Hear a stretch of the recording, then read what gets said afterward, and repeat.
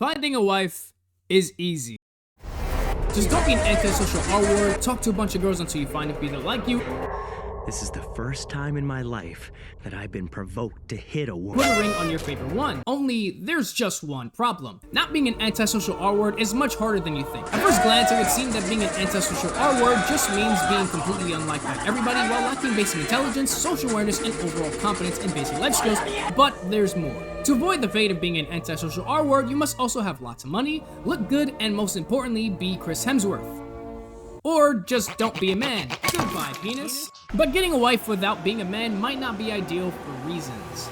I know that sounds exaggerated, and it kinda is, but at the same time, while a man might not have to be rich, he certainly has to be above average if he wants to participate in dating today, whereas an average woman can participate even if they're wheelchair bound. And after a man puts in a bunch of work to become above average, he's only allowed to participate, but I never said anything about his participation being enjoyable. After he's able to participate, he will have two choices: settle and get out of the game, or continue to improve himself to find better candidates for marriage. The caveat being that no matter which choice he picks, he's fucked. If he chooses to get out of the game and be happy with whatever partner he has, the problem is that he's only a little bit above average, meaning that his partner is easily impressed. This means that about 60% of men are competition because even the men who are slightly below average are in the same deviation of value as he is, and is therefore a viable marriage partner in the eyes of his current wife or girlfriend. If this same man had decided to improve his value further, he will reach a point of having too much to lose and or too much to consider. Does his partner only love him for his money and looks? Will they leave if he has a bad injury and can't keep up with his work and fitness? This man might also have enough to lose in a divorce that it almost acts as an incentive for his wife to actually leave him. You see, dating as a man is like playing the game Fear and Hunger. The game is really hard and there's no tutorial. And the worst part about Fear and Hunger is that there are no happy endings no matter how you play the game, unless you play the hardest storyline, complete all the most difficult tasks while playing on the hardest difficulty with no ability to save your file. So if you make a mistake and lose, you have to start from the beginning, giving up all the progress you made, leaving you with only the knowledge you gained from your previous playthrough. That button doesn't quit the menu, it quits the game. The only thing that you have now that you've lost is the knowledge to be more cautious next time. If you don't get it yet, don't worry, I'll explain everything. But first, I would like to take this moment to ask you to like this video and subscribe to my channel, because I'm guessing this video is going to take me about 40 hours of recording and editing because I'm only in the script and it's already taken me 18 hours already. So please, for the love of my Fear and Hunger playthrough, subscribe and share this video to all of the non-believers. Okay, so in this video, I'm going to go over anti-red pill content creators, aka ARPCs,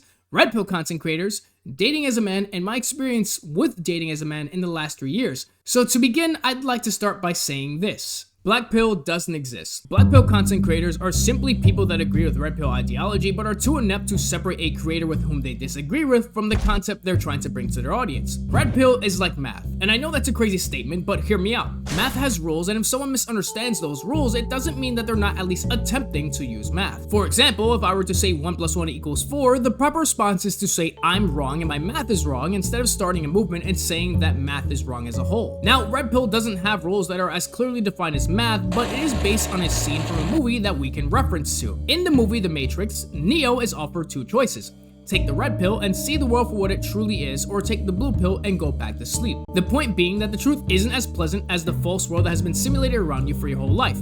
In short, if you deny the red pill, you deny the truth because you cannot be in between the concepts of true and false. If you are not true, then you are false.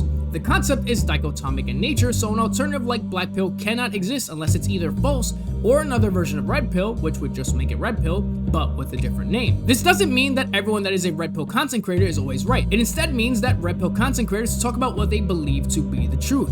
This concept will never go away because there's no way to prove what is the absolute truth about the world. For all we know, this can just be one big simulation. However, simulated or not, our lives are bound by the rules of the world we live in, and our logic should be as well. When it comes to dating, the idea of unpleasant truths fits all too well. Back when I was younger, I was really into League of Legends, and as a result, I remained a virgin for a long time.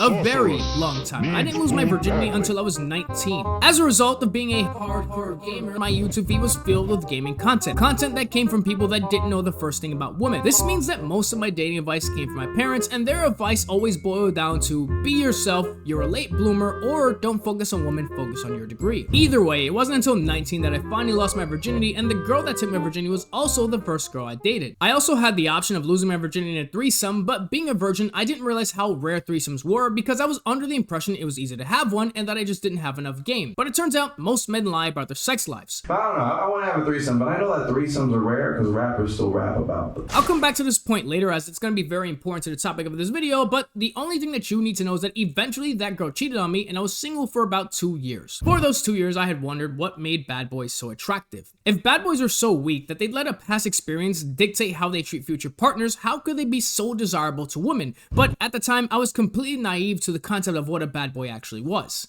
At about 22 years old, I came across my proverbial Morpheus, Mr. Kevin Samuels. I'm a very pragmatic person, so most dating coaches didn't appeal to me, but Kevin Samuels, may he rest in peace, was different. He was well dressed and articulated with a combination of an attitude that I can only describe as being like a black father. Being pragmatic and having a Jamaican father myself, Kevin Samuels related to me in a very specific way. If I had to pick my Neo moment where I chose to take the figurative red pill of dating, it will be Kevin Samuels' video titled, "Are You a Lion or a Tiger?" In the video, Mr. Samuels states that a man can be either a lion, tiger, or hyena. A hyena is a man who's at the bottom of all his social circles. The women in his life are in charge of him, and he doesn't matter much to his pack. Imagine actually thinking I would pay to have a watermark removed in 2024, you Men who are hyenas have to beg and hope for sex from women and acceptance from women and other men. Lions and tigers, however, are CIA. Confident, intelligent, and assertive. The difference is that lions are committed to their pride, while tigers don't have a pride to commit to and are more solitary animals. So for men, if you chose to be a lion, it is important to pick proper lioness, so vetting is heavily emphasized. Tigers, on the other hand, don't have a pride to commit to, and their relationships with women are strictly for fun. Neither the lion or the tiger path is better than the other, they simply come with different things. Most anti-red pill content creators, or ARPCs for short, describe men that take the tiger path as players who manipulate and use women. This sentiment is shared by most people, and as a result of it being the status quo, dictated what my path would be, the lion's path. There was just one major issue with this. I was letting a large part of my life be completely out of my control, which is neither fitting for a lion or a tiger. You see, both lions and tigers are apex predators who rule their respective food chains, so by this logic, I'm a hyena for allowing the status quo to dictate my life. The difficult thing here is that if you decide to go against the status quo, ARPCs would accuse you of letting some, quote, loser with no life experience influence how you treat women. Stop watching all these people that are turning you into antisocial incel fucking losers. I didn't expect to find a clip of an ARPC saying those exact words, but, well, there you go. Stop being an antisocial fucking loser who thinks that fucking... And I'm getting fucking triggered by all the fucking red pill loser antisocial fucks in chat. I have to see so many chat logs. I have so many single female friends that show me so many fucking retarded things that these guys do. And it's actually so unbelievable how fucking loserish most of you fucking men are. You're disgusting, you're fucking rapists. It must be real easy for men to have conversations when most of the time they're assumed to be a, quote, loserish, disgusting rapist. Figure out how to have a real conversation with somebody. Figure out how to treat a woman like a fucking human being. What's ironic is that the way most men treat women is influenced by the same status quo pushed by ARPCs.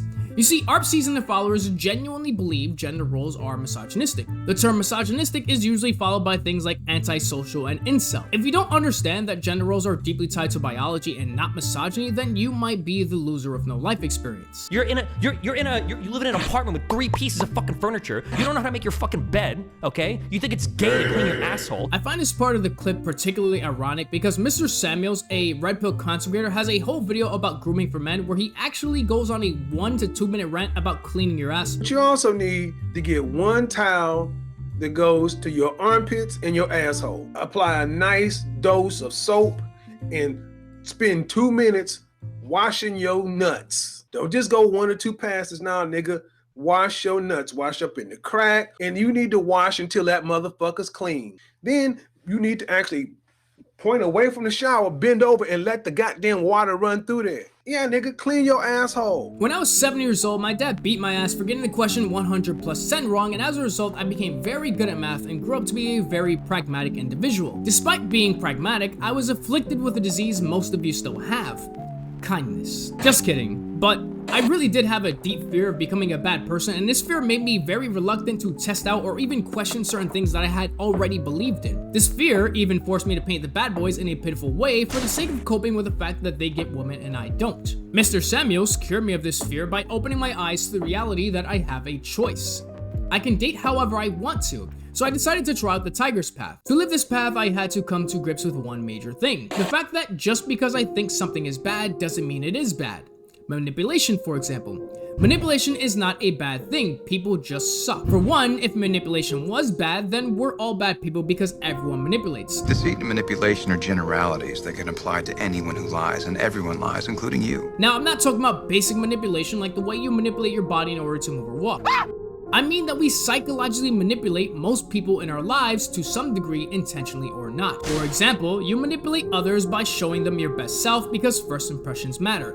You manipulate an interviewer into thinking you're the best fit for a part-time job even though you probably couldn't care less. And you manipulate the Starbucks cashier into thinking you normally tip but you forgot to take out cash. Manipulation is a tool, and just like any tool, it can be misused. One of the most common uses for manipulation is domination through body language. Most people know the basics of standing up straight with your head up, chest out, and shoulders relaxed, but domination through body language can get even more particular than that.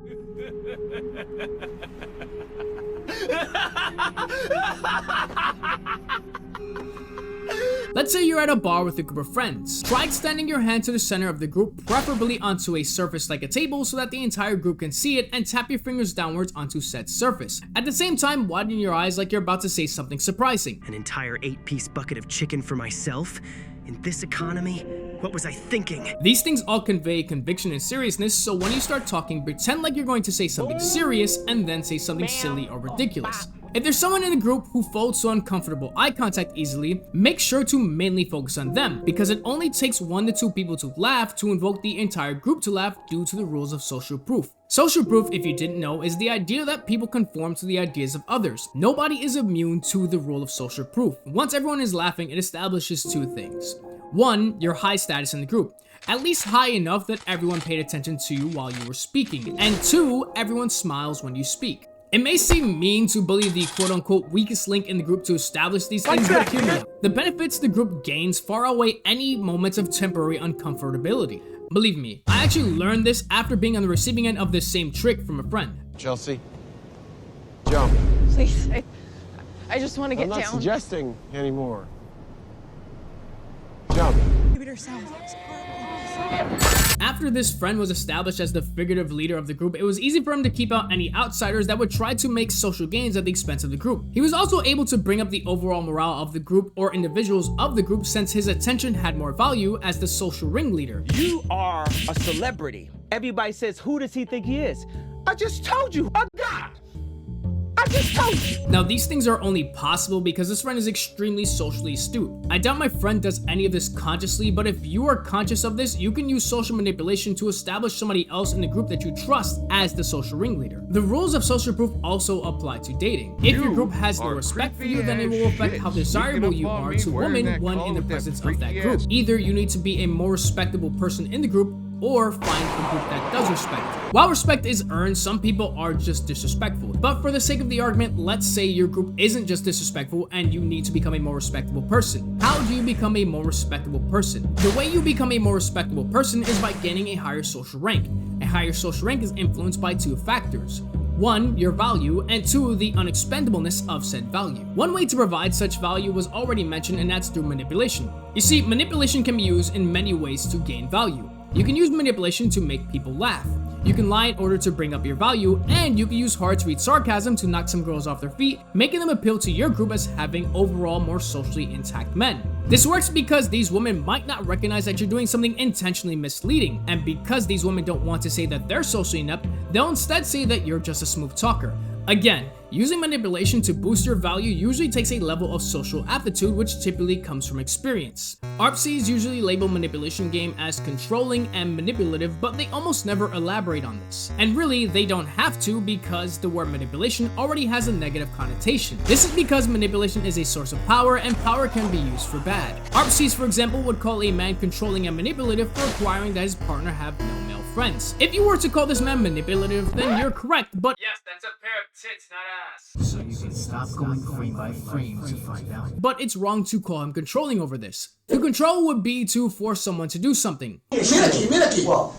While all forms of controlling are also forms of manipulation, not all forms of manipulation are forms of control. This is important because if a man fell prey to manipulation by a woman, he would receive little sympathy and often be made fun of. This isn't the case for women, and that's because when a man manipulates manipulates, there's typically some form of implied control, making the man guilty even if he doesn't intend on being controlling. But let's take a look at this from the man's perspective. Let's say a man has a requirement, and that requirement is that his partner have no male friends. If a woman doesn't agree with this, then she can leave. What typically happens is that both parties argue when in reality they're just not meant for each other. The woman will try to manipulate the man to bend his standards and boundaries, while the man will try to manipulate her to abide by his standards and boundaries. It's like I said from the beginning. Everyone manipulates, and usually people think they're right. Combine this with selfishness and it leads to everyone manipulating to get their way. RPCs, however, will only see one perspective, and that's because they have an audience to appeal to and will therefore agree with the notion that men are insecure and toxic if they, quote, try to manipulate their partners into cutting off their male friends. RPCs also give awful advice that don't really work in practice, such as if you feel there's a problem in the relationship, just ignore it. Don't ask questions about your partner's past because if it bothers you, then you shouldn't know. Don't ask a question if you don't want the answer. That might mean if you found the perfect girl or guy and you like them and everything's cool and everything's blah blah blah, don't ask some dumb shit like, how many people have you been with? Just because the answer to a question is an answer that you don't want to receive doesn't mean that it isn't an answer that you need. Ignoring the fact that a promiscuous life can lead to STDs, this is unironically manipulation on a mass scale because due to testosterone, men are prone to be hyper-territorial over their partners, especially towards other men. As a result of being so territorial over their partners, men also take pride in their partners, making the past of said partner matter even more. Whenever men hear RPCs talk about this subject, they may wonder if there's something wrong with them for being so territorial to the point of even suspecting their partner's guy friends. The truth of the matter is that their biology simply makes them territorial. What's ironic is that one of the biggest RPCs stole his wife from a, quote, friend and then got his wife stolen by another male friend. This happened due to a lack of territorialism on his part. Hi Destiny, react to this video. Let me be clear, I do agree that men and women can be friends. Due to the Western mark effect, reverse imprinting can cause women and men to see each other as just another sibling or family member, but this doesn't mean that I am willing to bet on it, and I don't think you should either. It simply means that I recognize that it is possible. Let's get back to improving your social rank. The best way to be more valuable in a social setting is through looks maxing. Now, when I first heard of looks maxing, I thought it was stupid. I was told women don't care about looks, but that's not true. In hindsight, it's obvious that looks do matter, but it's not so obvious when everyone is telling you otherwise. Even women sometimes will tell you looks don't matter. The only issue with this is that what we find physically attractive is heavily tied to our biology. I'll give you an example. One of the most basic ways a man can improve his looks is through dieting and exercise. The problem is that when people refer to looks, they're usually referring to things like having a defined jawline, good hair, and clear skin. While at first glance these things might seem useless, these things usually develop as a result of good fitness and diet. Include the right vitamins and balanced nutrition and it will result in better hair, skin, and nails. Balanced nutrition and exercise leads to lower body fat, which usually comes with a more defined jawline. Hair loss can be correlated to having a poor mental state such as high anxiety, and having a good fashion sense is tied to your social aptitude. A socially intact man will know not to go to a dive bar in a blazer, and even if he does, he will know to remove it and probably roll up his sleeves when he enters the bar. Clean clothes also show status and a degree of financial stability, usually. So your looks are typically correlated with things like physical health, having a good diet, having a healthy mind, and high social aptitude. RPCs, however, will usually say only young women care about looks and they grow out of it when they get older. If I'd rather choose someone who has been experienced or hasn't been experienced, I'll choose someone who has experienced.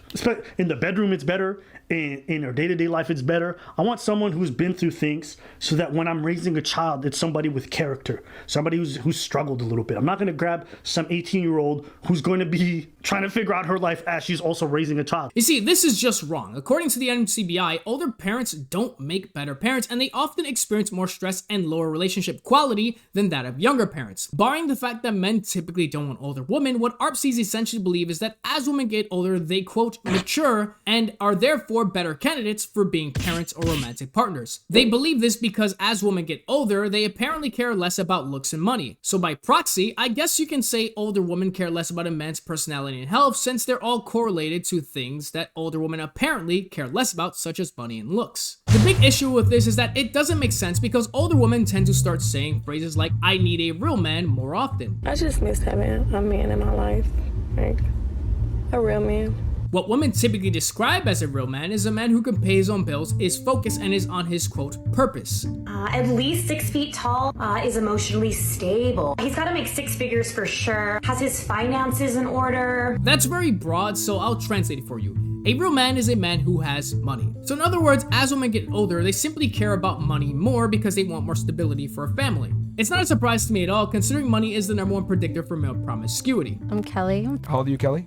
30. Give me your top 3 priorities right now. Honestly, doing what I've wanted to do. Which is? I feel like I've wanted to just live like a life of freedom and being able to do whatever I want. Were you like in a long-term relationship? Yeah. Or something? Yeah. What ended up happening in that situation? You guys were together for 10 years? 8 or like 7 years. Why did it not work out? I wanted to move somewhere warm, so it was like I needed someone who just wanted to travel constantly. I'm assuming you had like dated or met or hung out with rich men before? No, Him? I'm not into rich guys. For one, leaving a man that you were with for 7 years to find yourself at 30 is not something a mature person would do. Second, at 30 years old, it's clear her standards in the wealth department had gone up, considering the fact that she wanted her man to do something only rich men can do. Traveling often isn't something non-wealthy people can do. Here's something interesting. Wealth in men is correlated to high openness, extroversion and conscientiousness, and low neuroticism and agreeableness. These are all traits that are typically found in socially dominant and intact men. Wealthy men also typically wear clothing made from better fabric. I know there's a saying that rich men don't dress like they're rich, but this isn't true. Sure, they may not be that into fashion, but most people, if given the choice, would want more durable and comfortable clothing. Wool is more durable and comfortable than cotton. Wool is also more expensive than cotton. Good tailoring can also affect the comfort and durability of clothing, but good tailoring also costs more money. Looks and money matter, and red pill content creators typically recognize this almost unanimously. To the men that aren't ARPCs but still disagree with this notion, I question your level of knowledge on the subject. Earlier I mentioned that most men lie about their sex lives in fear of it affecting their social rank. To support this, there's a study saying that 1 in 3 men have been sexless for at least a year. I actually disagree with this study. For one, people lie on these surveys all the time, with men over-reporting their numbers. If that many men admitted to being sexless for so long, how many more men didn't admit to their sexlessness? Let's look at another study. In a study, it was revealed that 45% of men admitted to not washing their bed sheets for over 3 months. If these men had any success with women, they would probably wash their sheets more often, since women tend to be more nitpicky about things regarding grooming and hygiene. Also, if this many men admitted to not washing their sheets, how many men actually didn't? I'm gonna go on a limb here and say at least 7 in 10 men have been involuntarily celibate for the past 9 months. I'm just gonna go ahead and say that 7 in 10 number is based on my personal observation. Obviously, there's no actual data to support that claim because people always lie in these surveys, and self-report surveys are always going to be inaccurate. This is purely based on observation. This explains why there's such a massive market for men's dating advice. Behind closed doors, most men are struggling in dating, but ARPCs again don't believe this. Straight men are having a crisis. If you'd like to have a laugh and an aneurysm at the same time, I suggest you check out the Incel Wiki to read up on some theory. This clip demonstrates exactly why there are men dating advice channels. It's funny because what she's doing is exactly what men complain about, being shamed for seemingly nothing. Why does it even bother ARPCs so much that some men want dating advice? Even the mere existence of such content seems to bother ARPCs. This channel in particular has become extremely popular, even though it's just stock footage with a computer-generated voiceover, reading a script that sounds like it was written by an AI whose only data input source is the diary of a 15-year-old boy who— Alright, Pack God, we fucking get it, man. Jesus. This content creator, for example, just associated a large group of men with incels, proving the need for channels like this in the first place. All you guys use the same words to win an argument. Everybody's an incel. Everybody's a narcissist. You have trauma. ARPCs don't understand the fact that they're generating a market for red pill content. Watch how this ARPC even pushes for red pill content creators to use censorship. So you want to talk to women at other gyms where there's not going to be that much of a social consequence. If a guy shows no interest and I've seen him work out, like, you kind of know regulars, and I'm more willing to talk to that guy. Myron, you had editorial control here. You could have cut that bit out, the bit where she completely destroyed all of the advice you gave. For one, both can be right. It comes down to risk management. Women are more likely to be open to you if they're familiar to you. Red pill content creators like Michael Sartain mention this all the time when they discuss dating via social circle. This doesn't mean that getting rejected in your own social circle doesn't come without risk. If you're a man who lacks experience, you have a higher chance of getting rejected and therefore should seek experience elsewhere. There are repercussions to getting rejected in your own social sphere due to the rules of social proof. We all know a person in middle school or high school who got bullied after getting rejected by a girl. These repercussions don't stop after school, but you do have more options when it comes to dealing with them, like moving to a new social group like Myron just suggested. Not only do these two not disagree, but red pill content creators are usually against censorship.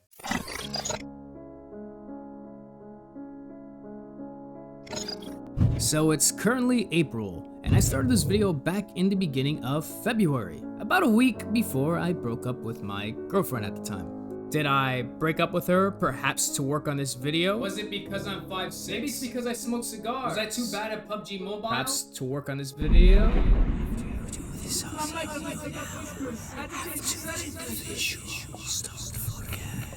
Anyways, it is now April 3rd and I'm halfway done with this dreadful task and I now know how to make perfume. Now, you might be wondering, or not, why, Dallas? Why would you make such a long video? Well, you see, I am a scientist, and as a scientist, I just had to know if YouTube preferred longer videos. So regardless of the fact that this video will take several more months to complete and might get 0 views, I just had to conduct the experiment. And by the way, I really did break up with a girl to make this video, and she's probably gonna be watching my YouTube channel, so if this video doesn't do numbers, that would be fucking embarrassing. Alright, interlude over, back to the video.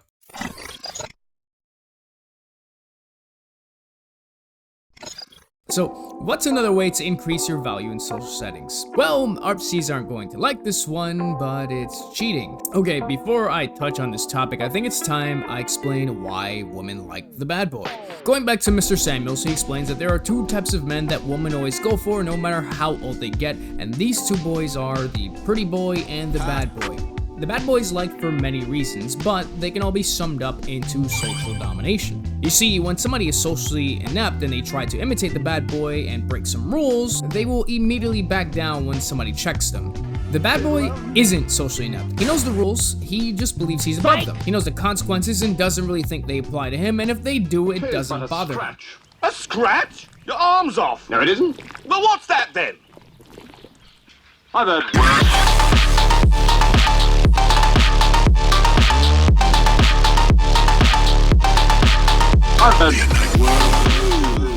This makes him fun, and it also means that you're safe as long as he's on your side rather than an enemy. By living as if the bad boy is above the rules, he gains a degree of respect from other men, and it cements him as a higher status person in most environments. Bad boys cheat, and if they get caught cheating, they either genuinely don't care or they don't see it as a big deal, making it easy for them to convince their partner of the same thing. Yes, this is an example of bad manipulation, but what do you expect from somebody who's granted the label bad boy? Even if you're not a bad boy, cheating does have practical benefits for men in relationships, despite it being morally unacceptable by most people. I mentioned earlier the concept of social proof and how people conform to the ideas of others. This is also extended from women to other women. Women will say they feel safe around married men because they're married. While this makes sense to some extent, it doesn't account for the men who are married and abusive towards their spouse. Therefore, this line of reasoning is flawed because not all married men are good men. The actual reason women tend to like to be around married men or other men in some form of committed relationship is social proof. If a man has been selected as a romantic partner by a fairly attractive woman, then he likely has traits that are desirable in a romantic partner. This is a concept called pre-selected men, men who have already been chosen or pre-selected by one or more women and have therefore been proven to be worthy of selection by other women. Now, I don't advocate for sexual infidelity because truthfully, most people, especially young men, cannot be trusted to have the best sense of hygiene or safety when it comes to sex and using protection. There's also the obvious fact that cheating does hurt the other person, regardless of what some content creators might tell you about the difference in territorialism between the genders.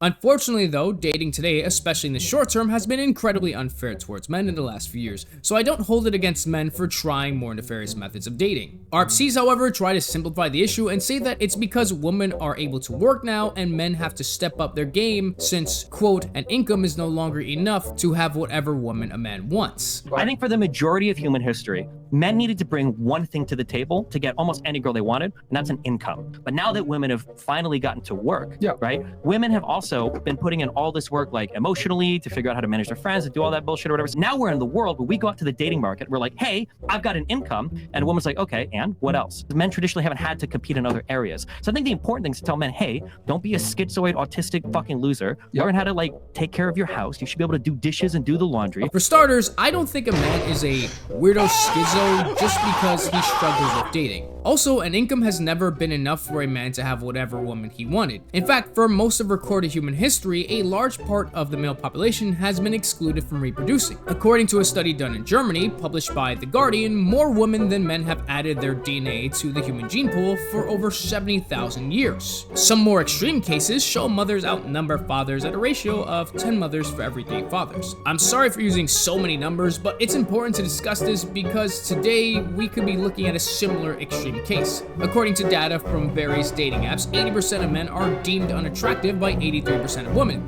This means that even some women that are significantly below average in looks believe they are on par with a man that is significantly above average in looks. My occupation is a certified bad boy. I'm a 10, most definitely. I'm a 10. I go to school, I go to work. You can't use 7. What would you rank yourself? 1 to 10. 6. In the fat girl community, I would give myself a 10 out of 10. In society, I'd give myself a 7.5 out of 10. 7.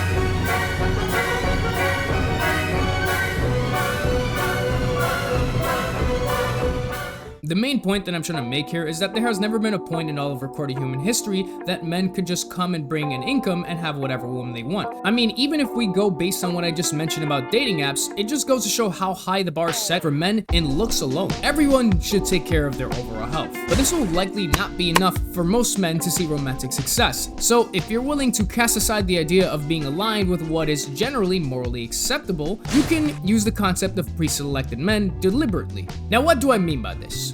Well, if you can get a girl that is moderately attractive to date you and show her off, you can make other women see you as a romantic prospect as well. This can, however, have the reverse effect, as the girl you choose can look at how other women view you and it's not in a good light, then it can cause her to actually not like you anymore. If this doesn't happen to you though, you can use this to build a network of women, giving you more leverage in your current and future relationships. Let's take a step back for a second. To be clear, if you do this, you are using women, so you should be prepared to face the consequences of hurting them if you decide to use this dating method. I myself have tested this method. Casting aside morals in my romantic life, I was able to easily create a rotation of women. In my honest opinion, it isn't as stressful as you think. In fact, I actually think it's less stressful. When you're dating multiple women at the same time, it doesn't bother you as much when one is giving you a hard time because you have other women who are likely not giving you a hard time. One thing that I found puzzling is that whenever these women would find out I was seeing other women, they would argue and stop talking to me for a while, but then come back into my life every now and again. I don't have substantial evidence because this is anecdotal, but out of 6 women I did cheat on, 4 of them came back, 1 of them still stalked me on social media, and the other one blocked me and never spoke to me again. So that's 5 for 6. I know RPCs will laugh at this advice, but they're completely out of touch with the concept of dating as a regular man without a large amount of fame or money to carry their romantic life. All men are scum, and they talk their little asses off about what monsters we are, but they don't understand that they're the very ones that created the Frankensteins they abhor. You don't have to do anything to show that you're a pre-selected man if you're rich and famous. You also don't have to develop what the red pill calls an abundance mindset when an abundance of dating prospects comes with fame and fortune. ARPCs like to use shaming tactics, such as saying things like revolving your life around sex is weird, but they never talk about the health benefits that come with having a successful sex life and the health risks that come to not having one at all. To explain the health benefits, I have to first discuss the winner's effect. The winner's effect is something found in a variety of animals, including humans, and is the reason winners usually keep winning. This is because winning causes physiological changes, typically in the endocrine system, in order to make sure winners reproduce. This is because the reason a man wins is usually because he has traits that are beneficial to the survival of the species. For example, the same strength that allows him to win a fight is the same strength that he can use to protect his women and children. He's cracked on pussy! The same social acuity that he uses to dominate others is the same social acuity he can use to get people to work with him for offer little to no resistance due to sheer likability or respectability. In short, the winner's effect exists to ensure the survival of the species by making it easier for winners to reproduce. There's also an inverse effect to the winner's effect. People who don't tend to win have physiological changes in the opposite direction, making it harder for them to win or reproduce. An example of this was a study that revealed men who were confrontation averse had lower serotonin levels. Reduced serotonin levels doesn't help this issue, in fact, it makes it worse. It sounds mean, but this is likely to make sure that men who are already losing don't get in the way of the survival of the species. Reduced serotonin is linked to many physiological issues such as self-deleting ideations and high anxiety, as well as reduced fertility, increased premature ejaculation, and other erectile dysfunctions. The winners and losers effect can get extreme to the point of infertility and self-extermination, all in order to preserve the species. This is why it is important to get wins in life. Sex is one of the things that your biology directly interprets as a win. Masturbation, on the other hand, is quite different. Masturbation doesn't have the same long-lasting health benefits that sex has, and in the long term has also been linked to many physiological issues. This is due to your biology's ability to recognize if there is a social connection associated with the sexual release. Even if it's a tenuous relationship, such as one with a prostitute, your biology can still tell the difference between sex and masturbation. While I agree that a person's life shouldn't revolve around sex, the term sex cells exists for a reason. Sex, much like food, is one of the main things our endocrine system pushes us to master. Reproducing is one of the most important things to a species' survival, and it is because of that, whether you embrace it or not, your value is to some extent determined by the quality and quantity of sexual partners you're capable of having. The interesting thing about ARPCs is that they'll be aware of some or most of these truths and still choose to believe otherwise. Just like Morpheus said, when you take the blue pill, you choose to believe whatever you want to believe about the world. You've seen the truth about the world and choose to believe otherwise. The simulation is just more palatable. Now, I'm not trying to get into the idea that there is some kind of matrix controlling the world. What I am trying to say is that these people almost deliberately give into some form of cognitive dissonance about certain truths about life. The quote-unquote simulation is simply more palatable. It's much easier for ARPCs to believe that they have good social skills rather than acknowledge that their social circle and dating lives are upheld by their status. It's much easier to say red pill dating coaches are toxic and manipulative than acknowledge your own manipulation. It's much easier to call out most men for being antisocial incels rather than acknowledge that you're out of touch due to your privileged position in life. In a way, you can say that the blue pill is representative of coping, delusion, or overall willing cognitive dissonance. My biggest gripe when it comes to ARPCs is that they often try to take their ideas and try to push it onto their audience. Things like more experienced women are better in the bedroom. In my honest opinion, experience doesn't make women better in the bedroom, and the reason I believe this to be the case is because there is no pressure for women to be good in the bedroom. Just like I said earlier, most men lie about their sex lives, and the reality is most of them have a very absent sex life, if you will. Because of this lackluster sex life, most men are just happy with whatever they get, and they're going to say most women are good in the bedroom. These men will often make claims that aren't really rooted in actual experience. I've heard plenty of strange claims about sex, such as, oh, I need a bigger girl because small girls can't handle me, which doesn't make sense for a lot of anatomical reasons that I'm not really gonna get into. To put it simply, even on the basic fronts of anatomy and biology, what a lot of these men say tend to not actually line up with reality or any kind of scientific evidence. And also, my personal experience has been completely contrary to what a lot of these men say. If you don't believe me, here's a perfect example that I'm sure we can all relate to. Guys saying that they can't get with an Asian woman because she's too tight.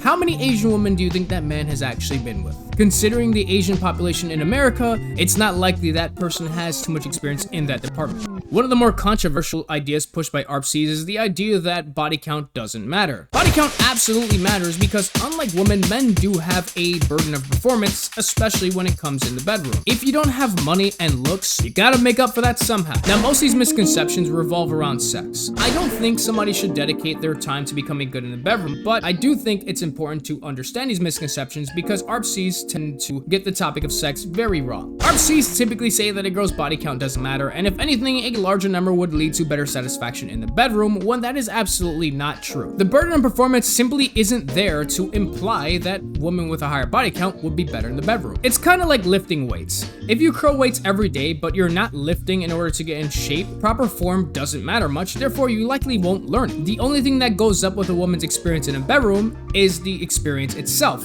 and with it, her expectations for future partners. So what should you do do now that you have this information. Either decide if you want to compete directly and get better in the bedroom through experience, or take your vetting more seriously and pick women with less sexual experience, making it so that sexual experience isn't one of the driving reasons she's with you. I will say, regardless of which route you pick, confidence is always important, so here's a tip any man can use. No matter how good or bad you feel you performed in the bedroom, make sure you speak with confidence after sex and continue to move with confidence. Even if you only lasted 90 seconds, this will dramatically influence how the girl views the experience. Learning how to last longer can be done through one partner and will likely solve itself as the relationship moves forward and excitement goes down. If you're still having issues in the bedroom, this is likely due to a health issue caused by poor perfusion or chemical imbalance. Obviously, work out to increase perfusion, and for a chemical imbalance, most of the time it's caused by something called confrontation aversion. This lowers serotonin, which I just spoke about earlier in this video. Other than that, the best thing I can suggest is to consult a professional. You see, ARPCs don't legitimately care about your issues, and really they don't know you and shouldn't have to. But the problem is they often belittle you for having them, while red pill content creators at least attempt to provide solutions to them. And just like I may not be right when it comes to my solutions, other red pill content creators are also fallible people. But they at least recognize there are problems that require solutions. ARPCs not only belittle normal people for having normal problems, they also perpetuate false notions, potentially creating even more problems. For example, making young men feel weak and immature for not wanting promiscuous, non-cooperative, and unattractive women. ARPCs will often say red pill content creators aren't living in 2024. Technology has advanced, and therefore society doesn't have to live in a primordial state anymore. Sure, I agree that technology has changed society in many ways, but humans haven't evolved in over 50,000 years. We're the same animal with easier access to fire. My dog may live in a house now, but that doesn't mean my dog will stop socializing like a dog. In fact, a dog can develop a serious psychological issue if they're not allowed to go outside and be a dog with other dogs, and technology hasn't changed this. Technology won't make men less territorial or comfortable with their partners having a promiscuous past. Now, I know I've been ragging on them, but I don't think promiscuous women are bad people. They're just like anyone else with a potentially self-sabotaging vice. Promiscuous women just aren't good partners for most men. This is because if a woman has a past of, let's say, 10 partners, then the next guy has to be as good, or if not better, than most of her past partners, and that would make him a top 10% man. And obviously, only 10% of men will reach that level. This is caused because usually women often get stuck in their highest setting, wanting the best or close to the best guy they've had in the past. This was actually mentioned on a podcast where a woman discusses how she couldn't stop thinking about an ex while she was having sex with her husband, and ended up actually divorcing this man as a result. She's having sex with other men,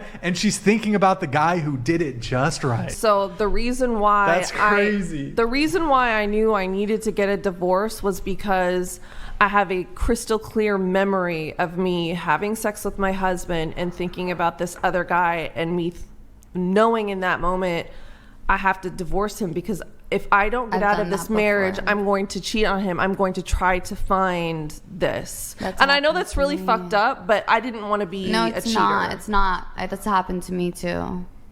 Even if you don't believe that to be the case, you still have to account for insecurity. The truth is, insecurity is normal. If you don't get insecure, you're either a top tier man with good looks, money, and experience, or you're fucking delusional. If you're a regular guy, then insecurity is normal. I don't understand the culture of acting like insecurity is some kind of psychological illness. It's very strange. If you have insecurities, it just means you're grounded in reality. You're not the best man on the planet, and you are replaceable. Therefore, there's always a reason to have some level of insecurity. ARPCs tend to brush over the concept of insecurity with prescribing therapy, as if therapy is the end-all be-all to this topic. Most people have perfectly rational reasons for being insecure and have nothing wrong with them, so going to therapy and talking about it won't reveal some hidden deep-rooted issue. If you're insecure about your physique, then your physique probably needs work. Now, there are some cases where insecurity does get out of hand, but we have names for those cases, such as body dysmorphia. People like Adam22 try to convince their audience that it's wrong to have certain insecurities. The reality is that her career has been,